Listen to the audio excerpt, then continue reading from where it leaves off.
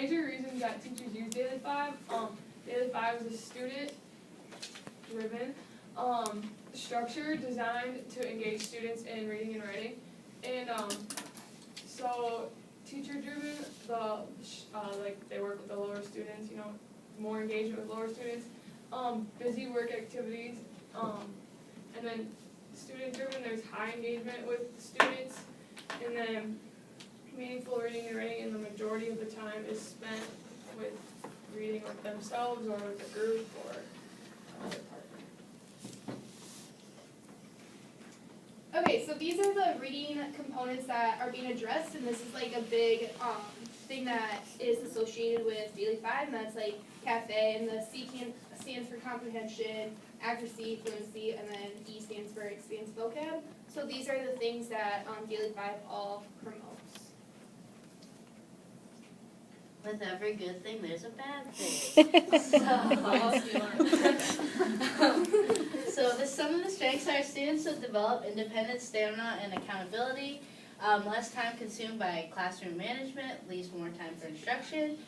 The framework adapts flawlessly to district-adopted curriculums and state mandates, improves school-wide literacy achievement, behaviors of independence transfer to other content areas.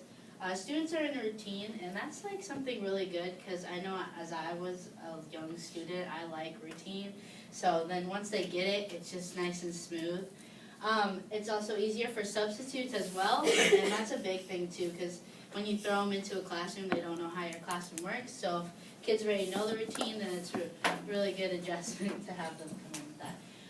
They focus more on some students who are struggling. So some of the weaknesses, it can take up a lot of time to teach all the stations, so it could take maybe a week, 2 weeks, it just depends on your class. Teachers can't monitor all students, so that could be a little bit of chaos. It also could cost expenses. Special ed students could struggle, even ELL students could struggle as too, just kind of space off and not really do what they're supposed to do. Students work faster than others and vice versa. Oh, I said yellow. Classroom management could be more difficult, and the preparation could be just a pain. Alright, cost and other requirements, it just depends on the teacher. If the teacher would want to use like a pocket charter or something for the groups for each station, they would have to find a way to purchase that or whatever, and then that goes for any other things that they want to include in each group. And the other requirements, that also depends on the teacher. You need to have room for all the other things that you want to get, and if you have a small room, it might not work very well.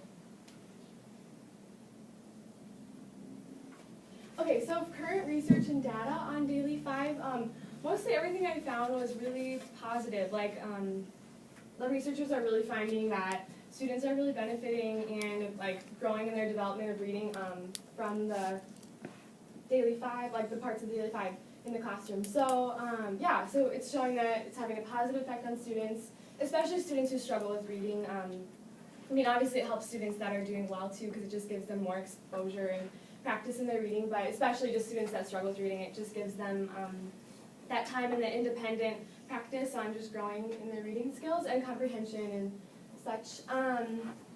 Yeah, and I was reading through some different interviews and tests and surveys and journals written by teachers and researchers, and yeah, a lot of the data that was collected shows that they're really making a lot of progress in their comprehension skills, especially because a lot of like this things that part of Daily Five focus on like for example some of like the word or like the work on writing and stuff like that that allows the students to comprehend what they're writing, or like after they read with someone, talking about what they read, and just it kind of holds them accountable to pay attention to what they're reading about. If they know that they're going to discuss it, or if the teacher is going to come and talk to them about it, they just have to be focused on what they're reading.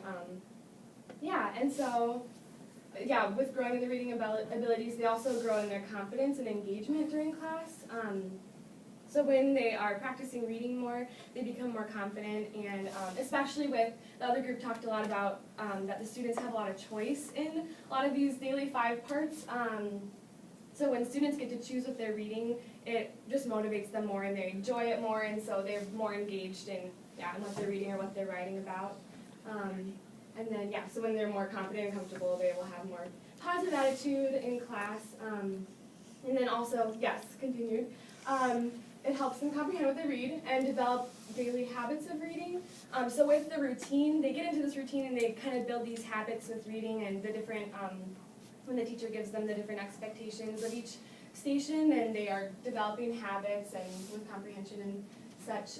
And also, I don't have it on here, but a lot of research was showing that, and I think Courtney talked about it too, that independence and like the behaviors that they start to develop from the Daily 5 transfers into other content areas, like during their school day. So with their independence and with their reading abilities, it's showing that it's not only affecting reading and language and spelling, that, you know, reading is a big part of other content areas too. So it was cool to read about just the different benefits that it's having on different content areas too.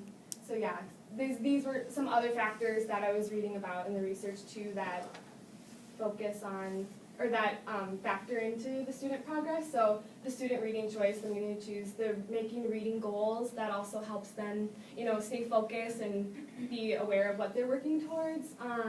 Positive and supportive classroom environment. So making sure, I was in a classroom and just making sure that the students don't look down on the other students who maybe have a harder time pronouncing words or are slower readers, just making sure that it's an encouraging environment so students feel confident, no matter where, like what level they are at with their reading. And then opportunities for students to interact and work together while doing reading comprehension activities. A lot of the Daily 5 things involve working together and independent practice too, but collaborating, and then reading for longer periods of time just to build that stamina, and then reading discussion with peers, again, just with comprehension, and that just supports all the other parts too. Okay, so now we're gonna go through the 5 different groups. So the first one is read to yourself, and this is an independent practice. And it really just builds stamina, and this is like, you can't expect a student to read for 20 minutes by himself or herself and expect them to just sit there quietly.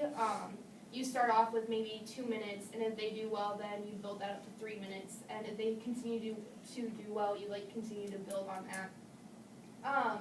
And yeah, students just take their book box with about 8 to 10 books, and then they go to a spot in the room that they feel comfortable reading in, and then they should stay in that same spot the entire reading time. And then read to someone is a lot like read to self. It like really just builds stamina, and it's partner reading, and students should sit elbow, elbow, knee, knee. We kind of talked about that. And that's just because it really helps the students be able to see the text that's being read and the pictures that are in the book.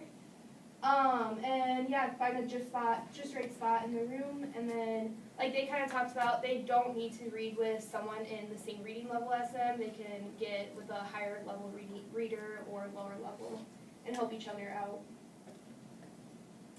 And then the next one is work on writing. Students could have like a designated work on writing notebook, and then as a class you can make like anchor charts.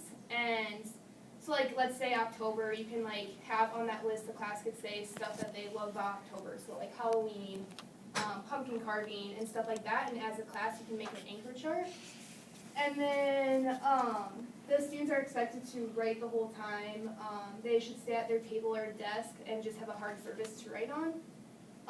If they want to, they can post a writing prompt. So let's say they come in and say, hey, like this awesome thing happened last night, can we write about that? They can write about that too.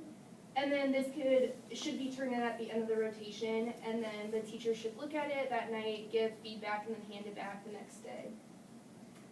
And then the next one is word work, and this is like, the students would work on like spelling lists or sight words.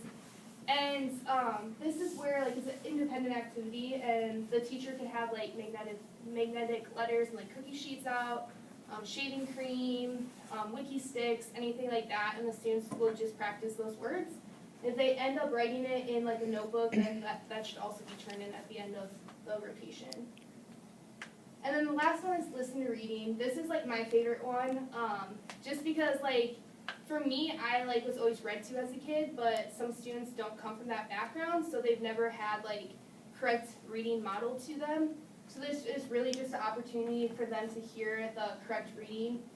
And what I would do as a teacher, I would have like, whether it's iPads or laptops, something like that, and by the laptops have like books, and the students can go pick a book and then scan the QR code on the back, and then that brings them to an online reading site, and they can like hear the reading and follow along with the book in front of them. And the sorry, that's supposed to be a lowercase I.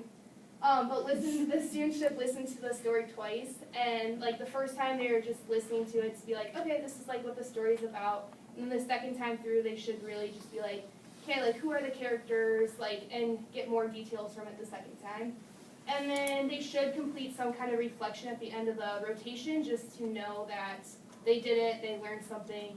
This could be simple as like, who was your favorite character? Or if they can't write, just like, draw your favorite character or draw your favorite part in the book. So this is like general how-to, so with every program there's a plan, so we just kind of deciphered or something how it would go about.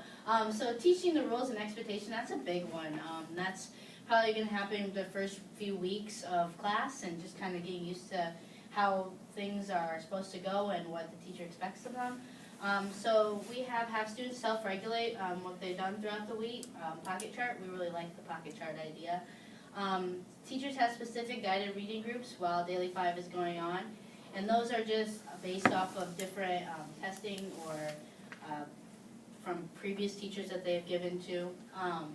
Teachers should continue to put the correct skill level books in each student's book box or book bag. Having the correct skill level is good for the student because then they can improve in their reading and they're not feeling like they're going to get frustrated or they're feeling like they're just reading like baby books. So it's really good to make sure you're having the right correct level books in their book box.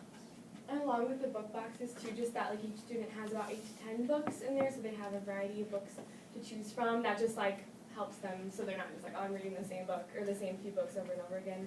So just that's kind of the suggested amount is 8 to 10 books in each student's book bag or box. Okay, so some materials that you would need while doing this would be the student book boxes, listening to reading, so you need like headphones, books, iPads, computers, just something they can listen to the books on. The manipulative materials for word work, the magnetic letters, the whiteboards, markers, wiki sticks. You obviously have pencils, notebooks, anchor charts for writing, and then your pocket chart for your different activities. These are our references. Good job, If you you guys. guys have any questions,